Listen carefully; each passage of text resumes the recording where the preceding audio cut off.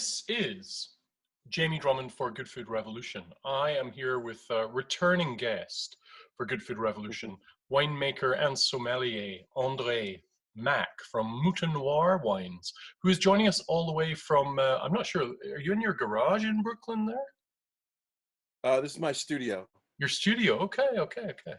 I do kinds of design and work and shit like that. Yep. I see. So how is life for you right now, André? It's good. It's great. It does look a little bit different than what I'm normally used to. But for me, I've always felt like the cure is in the work, right? You know what I mean? I just put my head down, I go to work. I'm a pretty creative person, and I think in these times, I just kind of surround myself with lots of things to do, and that gives me less time to really worry about, thinking that the world is all going to end. Right. Okay. Now, where were you when lockdown was initiated? We were here in Brooklyn. Okay. So we're quarantining here in Brooklyn. We decided to raise our family here in New York. I married a New Yorker. And but I was right in the middle of opening a wine bar. We had opened a wine bar in January. So we've been had about 2 months. And, that all came to a screeching halt on March 16th. Oh. But, it was fun while it lasted. It was great. So right now we're temporarily closed. And then, we've always had the space next door. And the idea for that was going to be the Buttery, which is our provision store. And, we fast tracked that and we got that open about maybe 8 weeks ago. Oh, right. So it's been doing great. And, I've really kind of immersed myself in my own little world here in Brooklyn. We live right here, and then, the Ham Bar, which is our wine bar, is, a 2-minute walk this way. The Buttery, which is right next door. About a year ago, we purchased a wine shop, which is actually on the same street, but in the opposite direction. And so I've been keeping busy with that, so we bought that, and that's been great. The business has been amazing. Our community and neighborhood have been really supportive. And, and yesterday we just signed a lease for another space on the same street to open a bakery. So we're going to start baking bread here within the next couple of months. Wow, I'm impressed. I've been living out in the countryside and kind of doing not same old, but I'm impressed at the expansion during such turbulent times. How has the lockdown been for you personally, with you and your family? They get to see a lot more of me, which is Yeah. interesting. I travel quite a bit. Last year I think it was 47 weeks out of the year that got on a plane. So it's been different. I feel like I got a chance to, I'm having dinner every night with my family. I'm definitely carving out time for that. And we had, what was it, earlier this year? I turned 1. So last year, my 4th son was born, and so it's been really great to Did you say 4? 4. Yeah, 4. I don't know how you do that. We have lots of fun with one. It's No, it's great. My wife always, we both come from small families, right. and the idea of having a big family, was something that we really, relished, right? We thought like that, how fun would that be? And and my wife's thing was like, hey, look, we're either going to have 2 kids or we're going to have 4, Okay. right? That was kind of our deal. And so our last installment was born last year. And so, generally, I'm on the road so much that I tend to miss those, the significant moments of the first step. I'm always there in I watch the videos, the videos are sent to me and those kind of things, and FaceTime. But to be here, to be able to witness it has been really great. It's been awesome. And really to kind of savor this moment in time, like to really be, my thing was like, hey, we stopped drinking for, at the beginning, like we're all uncertain. So like, hey, we're drinking every night. And then it's like, hey, you know what, instead of, starting right before dinner at like 6, then it creeps up to like 4:30. And then the next thing, it's like 3:30, 2:30. And you're like, okay. And then when it kind of got serious, I was like, all right, you know what? I don't want to drink my way through this. This is a very it's an unprecedented time, and I really want to be able to share that with my kids and by being present and having conversations and selective news, different, watching and paying attention and to what's going on. So that's really kind of what we've been up to. Personally, just like I said, to me, I'm always going to work, right? That's just it. Otherwise, I got to keep moving. Otherwise I die, Yeah, yeah, yeah. um, Well, um, you obviously have you have your whole background in the hospitality industry. Um, yeah. you're coming through the kind of easing up of the lockdown within your part of the world. How do you see restaurants surviving past pandemic? Or we're actually still within the pandemic, but how do you see them progressing and evolving to live? Well, I mean, I have to believe, just me, I have to believe that things will change. On the other side of this, things will be different, but it'll look real closely resemble to what we've known before. 90%, it's going to be 90% is going to be the same. I just kind of refuse to believe that people won't go out to eat anymore. Right. You know what I mean? Like, I mean, I don't know how long it took to make sure that everybody stayed inside, right? It took a long time to get people to believe that part of it. We are social creatures, and we long for social interaction. And, this is all and well, this is great, but, that connectivity from being close to people, I think won't change. Me personally, I don't want to eat in a restaurant where there's a glass partition between me and the people sitting the people I sitting hear next to me. Um, and so that's my belief, my personal belief. Yeah, some things will change. Like, will you have to get your temperature taken? All of those kind of things. Are you sitting a little bit further apart from other people? You know, all of those things will change. What I really loved about the hospitality industry in general is that it's filled with pretty smart people and pretty you. creative people. At the drop of a dime, we've asked this industry to pivot. And it's been amazing all the things that they've been able to do, from a lot of people turning their restaurants into lauders and to, trading outposts. So, you know what I mean? That kind of thing, to like being grocery stores and bodegas and then wine shops and all the creativity, and then ordering things online, and then, the meal kits and all that other kind of stuff. But we all know that at some point it runs its course, right? Because the real reason people go out to eat is it's the social thing that is the driving force. And so I don't know, we're kind of slowly easing out. I think New York just Monday, today's Wednesday. So Yeah. earlier this week, New York moved to phase 2, which allows outdoor seating. Which is interesting because New York space is at a premium and not a lot of people have access to outside seating. But they're what it seems like they're being pretty lenient. We've kind of chosen to take a wait and see approach. We're going to wait. I'm not going to rush into that. We have lots Yep. of other different things. Right now we're waiting to have our provision shop. So maybe later this week we'll start to let people in the store, maybe 1 or 2 at a time. But I want to wait and see about the other things. So, tentatively for us, our reopening date is July 16th, which should put us smack dab in the middle of, or at the beginning of phase 3.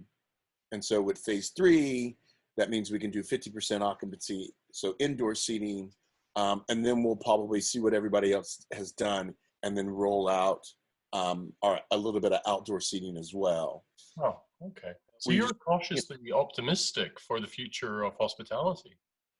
I mean, you see it. I mean, somebody, that was Monday. On Monday, there were people outside dining and Right. having a drink and meeting up with friends. And, absolutely. It's just me by nature. And, I'm doubling down, right? I'm opening businesses, in the middle of a pandemic. I'm signing a commercial lease. We signed a commercial lease Yeah. for Yeah. basically in the downturn of this thing. And, and to be honest, that's exactly how I started, Maison Noir Wines, our wine company. We started in the downturn in the economy in '08. Oh, So for us, we've always felt like, if we fell, it was, it's not that far to fall, right? You know what I mean? Yeah. So, so we, like I'm really optimistic, and I have to believe that the world will go on, right? You know what I mean? Like the Spanish flu, same shit, right? Like yeah. I'm sure there were lots of people that was the end of the world. Or hey, let's go even further back, like the bubonic plague, right? So I just have to believe that, like, at some point we're going to get on the other side of that. I don't know how long that will take. That consumers' confidence are way up, but I think for the people who aren't, they won't go out, and for the people who are that feel comfortable will go out.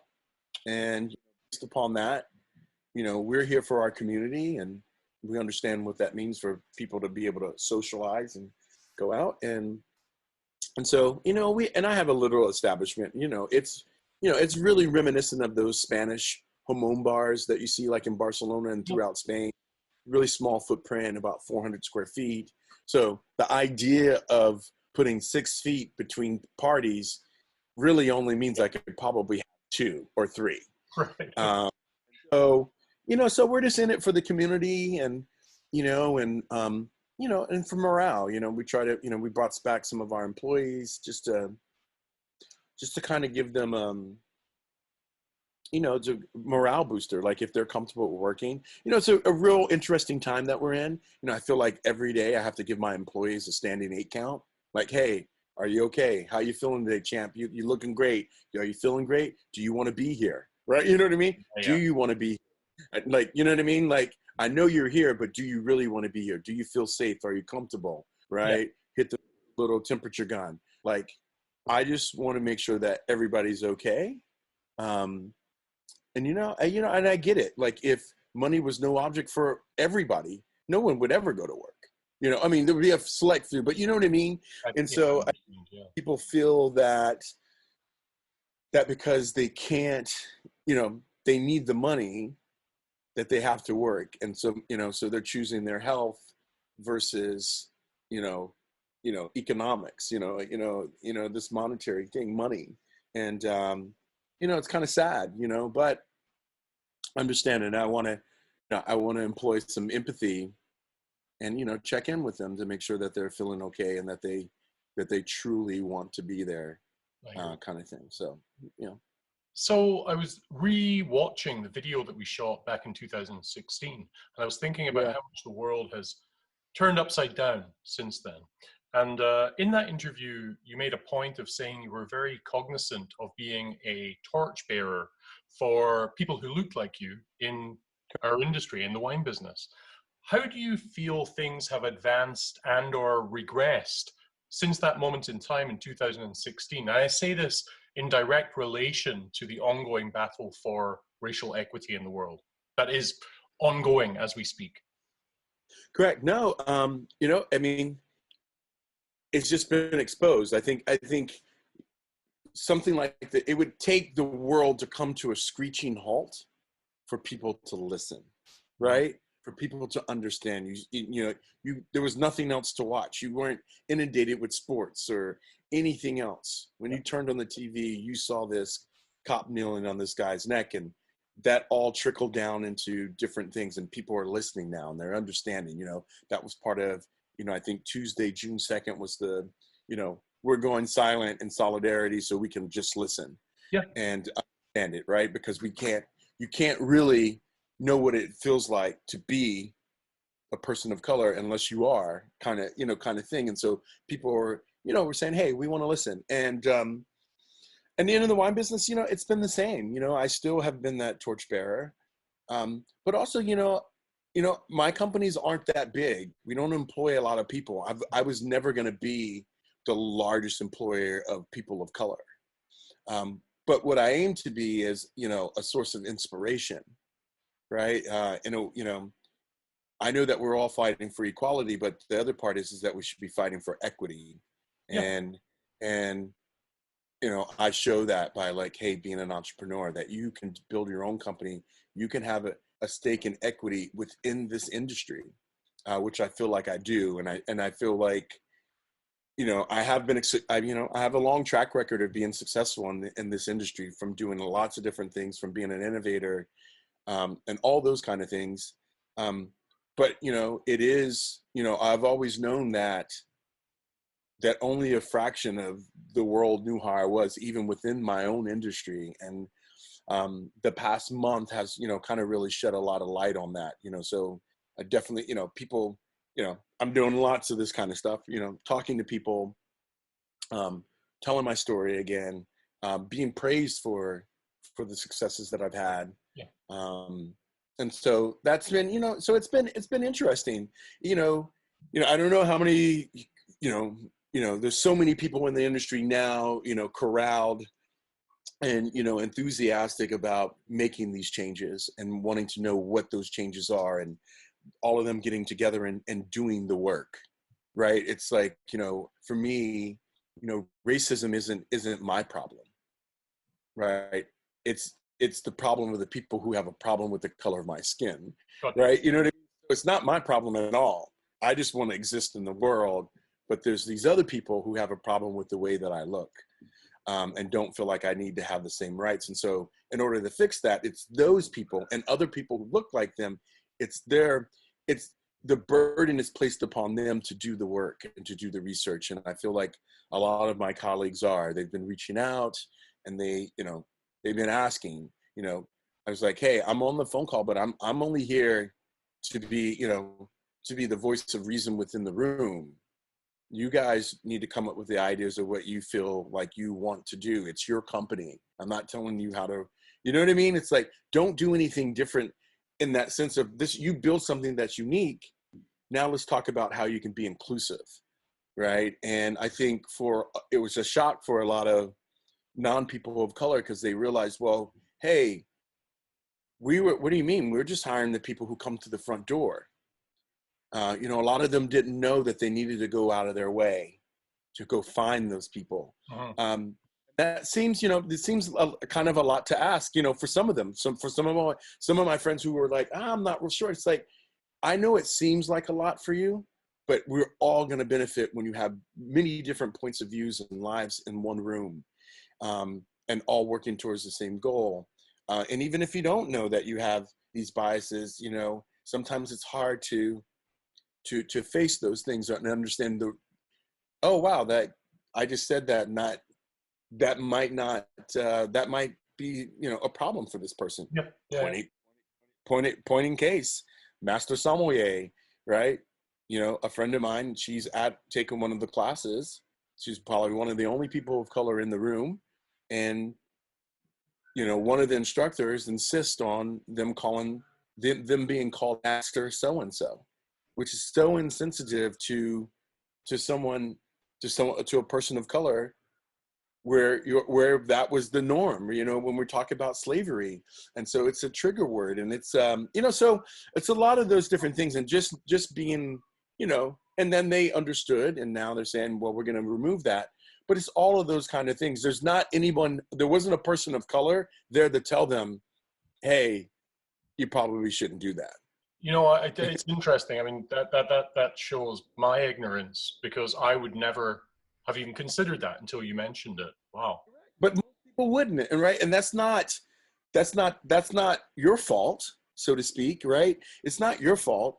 But the fact that there wasn't anybody else in the room of color to give a different point of view, this is how we all benefit. You see what I'm saying? This is how we all, when there's more people, there's more diversity, there's different cultures and background, where we could say, hey, that is offensive, right? And that, that triggers a lot of that.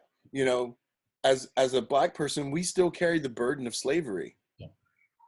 Right, where it's very still fresh in our mind. Like if we were talking about something like that was, I don't know how long ago, but other people non-people of color walk around like it never happened. Yeah. And so kind of, and I think we're all making a concerted effort to say, hey, we need to face these things that we've done, and let's be inclusive, and let's start to realize that. Let's teach the real history kind of thing. And it's interesting, I mean, everybody's starting with what they know. So there's tons of different groups in the wine industry that are saying, hey, we realize that we may not, we haven't been as inclusive as we can, and so we're gonna change that. And so it's been great and a privilege to be a part of those conversations. But like I said, I'm not the person that's doing the work. I can give you access, and we can talk about how to continue to move down this path. But you guys are going to have to do the work. And so it's been great, and they have, from tons of people starting 503, what is it, 503(1)(c) or 501.3(c), nonprofits to raise money and to donate to these causes. And it's been great. I mean, even something like Maison Noir, benefited from support Black winemakers. I mean, we've done some extraordinary numbers from June 2nd to now, over $150,000 in DTC orders, so direct to consumer. Where would our readership, our viewership find out more about that particular program? Well, yeah, it's just, I mean, if you just go on and it was just Black winemakers, so it was called Blackout Tuesday, right? Blackout Tuesday. Remember that was that whole thing, because people were including Black Lives Matter, and that was pushing down all the real. Yes, yeah. So part of that initiative was, we're going to be quiet. We're silent. We're silent because we want to listen and we want to understand, and that gave them. That was the kind of the whole movement. And people started to select Black businesses across America or across the globe. And, wine was something that came up. And so, but yeah, people were just coming to our website and people were purchasing, and it was, it's been great. And it shows the power of that. I think for a lot of my other colleagues, people of color wineries, they've been overrun, they've been ransacked, right? A lot of them don't make a lot of wine, 800 cases, 1,000 cases. It's a lot, and people are calling. I mean, we're processing 250 orders today. Wow. You know what I mean? So it's been a lot. I have to say, Andre, I'm actually quite embarrassed. I've been going over the last 10 years of Good Food Revolution, our website, and I've done maybe 700 video interviews throughout that period. And you are the only Black winemaker I've interviewed throughout all of that period. You have been the only Black winemaker I have been introduced to and invited to interview. And I think I really have to do a little bit more work seeking out Black winemakers to interview, because it does show that very monochromatic side of our industry, right? No, it does. And, and that's the whole idea. It's like, it's not, it's not to shame you. Yeah. It is to look inwards, and everybody's doing that. It was, I mean, the exact same thing that you said just now. I was on a phone call yesterday, a Zoom interview, call thing, and someone said the same thing. And it's like, it's not, but like, you're making an effort now, right? You know what I mean? It's not that you started or whatever. Like, sometimes I feel like we get caught up and, it says, oh, it's only because of this. It doesn't matter what it's because. It's all about the end result. And like, now you're saying, hey, maybe I should look into that. Maybe before I wasn't consciously aware of that. And it's true, right? Because you were interviewing people about food, and whoever came to you, right? You know what I mean? Like, whoever came to mind, or whatever you felt that was like interesting, blah, blah, blah, blah. And some of these people are doing great things, but they're just not on our radar. I mean, same thing, right? Like, no matter how much I travel, no matter what I did, wherever I went in the world, you really realize that, like, if we look at the world population, less than 5% of the world's population knows who the hell I am. Yeah. Right. You know what I mean? And, and so I don't take any of that for granted. Right. You know what I mean? So it's like, sometimes it takes a little bit, to dig a little bit deeper, but that's awesome. And I think, and if you need anybody, I was about to say, I may lean on you in an email and ask for some introductions, if you don't mind. Some cool people doing some cool stuff. And so, yeah, I can definitely help you with that. No worries. That would be fantastic. You are definitely a source of optimism in this dark world that we live in today. So it's really a pleasure to speak with you once again. Thank you so much for your time. I appreciate it. I appreciate it. Thanks, my man. And Hopefully I'll see. I wish you all the best with your expanding business in Brooklyn. So yeah, no, it's been great, man. I always wanted to come back, and I always wanted to own we always wanted to own our own place. Yeah. To be restaurateurs at some point, and after 2016, we decided to make that happen. Wow. So, well, hopefully, at some point in the future, when things start getting a little bit back to normal, I'll come down and visit you. Yeah, no, I can't wait to come up and visit you guys too. So long overdue. Fantastic. Thank you. I appreciate it. Bye for now. Thanks, man. All right, cheers.